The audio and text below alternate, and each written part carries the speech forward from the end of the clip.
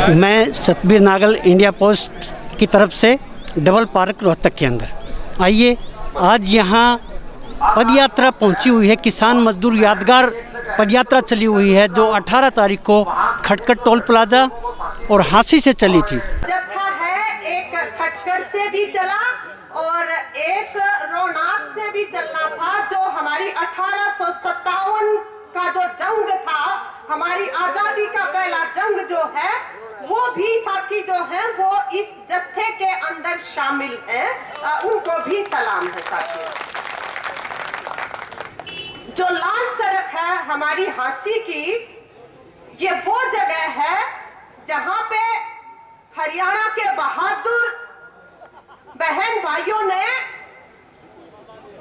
जो साम्राज्यवाद था, जो हमारे यहाँ की जनता का खून चूसना चाहता था और डिवाइड एंड रूल करके उनको आपस में बांटना चाहता था, लेकिन हमारे यहाँ के नागरिकों ने जो है सर कटवाना कबूल किया, आपस में बंटना कबूल नहीं किया। वो हमारे हांसी की लाल सड़क है। भाई मुनीर बे, लाला हुक्मचंद जैन, उस जगह से ये जत्था शुरू हुआ है और ये जत्था पहुंचेगा 23 मार्च को शहीद भगत सिंह, राजगुरु सुखदेव, उनके शहादत दिवस पे टिकरी बॉर्डर पे। ये वो भाई है हमारे जिनके लिए हमारे दिलों में सबसे गहरी जगह है इस देश के नागरिकों के अंदर। मैं सतबीर नागल इंडिया पोस्ट से आपका स्वागत करता हूं। आइए, इस पदयात्रा में जगह जगह बहुत से लोग शामिल हो रहे हैं और आज एक ऐसी हस्ती से हम मिलवाते हैं आपको जो शुरुआत से ही इस किसान आंदोलन के अंदर शामिल रही हैं और अखिल भारतीय जनवादी महिला समिति की राष्ट्रीय उपाध्यक्ष भी हैं, जगमती सांगवान जी। तो मैडम, क्या अनुभव रहे हैं आपके इस पूरे आंदोलन के दौरान, खासकर महिलाओं को लेकर के? देखिए, वैसे तो संयुक्त किसान मोर्चा के नेतृत्व में जो आंदोलन चल रहा है, इसमें अभूतपूर्व भागीदारी नागरिकों की सामने आ रही है, लेकिन विशेष तौर पे महिलाओं की जो भागीदारी है इस आंदोलन के अंदर, वो लाजवाब है। वो अपने बच्चों को, बुजुर्गों को, पशुओं को, घरों को, अब तो खेती बाड़ी को भी संभाल के जिस तरह से आंदोलन के अंदर भागीदारी करी है, वो नारे लगाती हैं, वो गीत गाती हैं, वो भाषण देती हैं, वो व्यवस्था कायम करती है, वो स्टेज कंडक्ट करती है। तो ये जो भागीदारी है उनकी, ये ऐसे बता रही है कि महिलाएं अब आंदोलन के अंदर केवल स्पेक्टेटर की तरह से नहीं है, बल्कि एक्टर की तरह से वो शामिल हैं। और निश्चित रूप से ये जो ऊर्जा इस आंदोलन के माध्यम से जो रेजिस्टेंस के आंदोलनों के अंदर शामिल होगी, आने वाले समय में ये ऊर्जा जो है वो बहुत बड़ी भूमिका अदा करेगी उन तबकों के हक में जिनको संविधान के पूरे फल नहीं मिल पाए हैं या जिनको न्याय नहीं मिलता इस समाज के अंदर।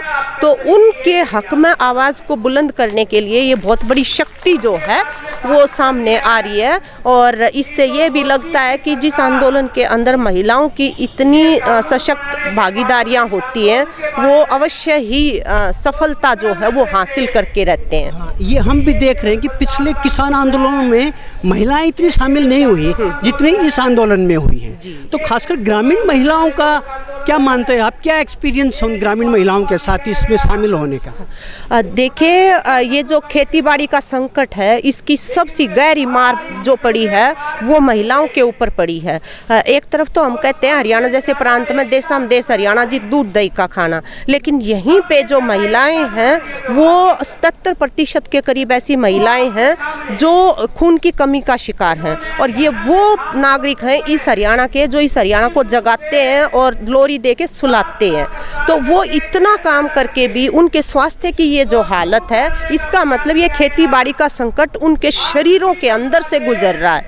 और उस जगह से जो उनके अंदर आक्रोश है, उसको एक बहुत बड़ी अभिव्यक्ति का मौका जो है वो इस आंदोलन ने दिया है। तो इसलिए वो ना केवल खुद भागीदार बन रही है इसमें, बल्कि हम जो ऑब्जर्व करते हैं कि घरों के अंदर, मोहल्लों के अंदर वो सभी को मोटिवेट करती नजर आती हैं कि जाओ आंदोलन में शामिल हो, काम धाम जो है वो हम संभालेंगे। तो ये जो उनका एक जज्बा जो है वो अपनी पीड़ाओं की जगह से बना हुआ आक्रोश है एक तरह से। देखिए, जगमती सांगवान जी ने बताया कि किस तरीके से ये आंदोलन आगे बढ़ रहा है और लोगों का अनुभव क्या रहा है इसको लेकर, खासकर ग्रामीण महिलाओं का भी हर तरह से वो उत्साहित हैं। और उनका ये मानना है कि जब तक ये सरकार किसी भी रूप में अगर इन कानूनों को वापस नहीं लेगी, ये आंदोलन ऐसे ही चलता रहेगा। अगर वो वोट की भाषा ही समझती है तो उसको हराने का भी काम आने वाले आंदोलनों में, आने वाले चुनाव के अंदर बाकायदा उसको जवाब दिया जाएगा। बहुत बहुत शुक्रिया। मेरे साथ अखिल भारतीय किसान सभा रोहतक के अध्यक्ष श्री प्रीत सिंह जी हैं। आइए सुनते हैं उनके क्या अनुभव रहे। प्रीत सिंह जी, आप पदयात्रा में शामिल हुए हैं, रोहतक के अध्यक्ष भी हैं किसान सभा के, इस आंदोलन में भी शुरू से ही शामिल हैं। आपके क्या अनुभव हैं इस आंदोलन को लेकर के? आंदोलन का अनुभव तो ये है कि किसान बहुत हौसले में है। मतलब 3.5 महीने हो गए और पंजाब के साथियों ने 6 महीने हो गए। तो हमने भी मतलब जो चारों बॉर्डर के ऊपर चुकरदे ने, दिल्ली ने घेरे किसान बैठे हैं।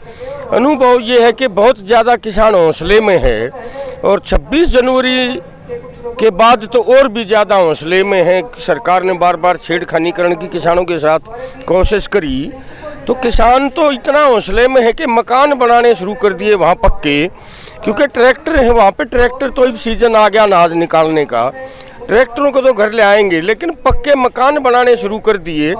अनुभव तो ये बताता कि कितना भी लंबा सरकार इसको खींच लो, किसान खाली हाथ दिल्ली से वापस नहीं आएगा।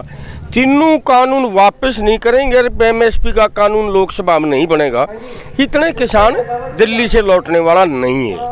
पहले तो ये सरकार भी कह रही थी कि सिर्फ पंजाब के लोग ही शामिल हैं और हरियाणा के लोगों ने थोड़ा सा लेट इसमें शामिल हुए थे, लेकिन आज क्या स्थिति है इस आंदोलन में, हरियाणा, पंजाब या पूरे देश के किसानों के लिए? पूरे देश का जो आंदोलन है जिसमें मजदूर भी साथ है, अकेला किसान भी नहीं है। हमारी जो पद यात्रा चली हुई है इसमें मजदूर है बड़ी संख्या में, और मजदूर ने खुद भूमि इन्हें चंदा करके भी दिया और पद यात्रा में भी शामिल है। धरनों पे भी मजदूर जाता है, तो बहुत मतलब हौसले की बात है। ये किसान और मजदूर इकट्ठा हुआ।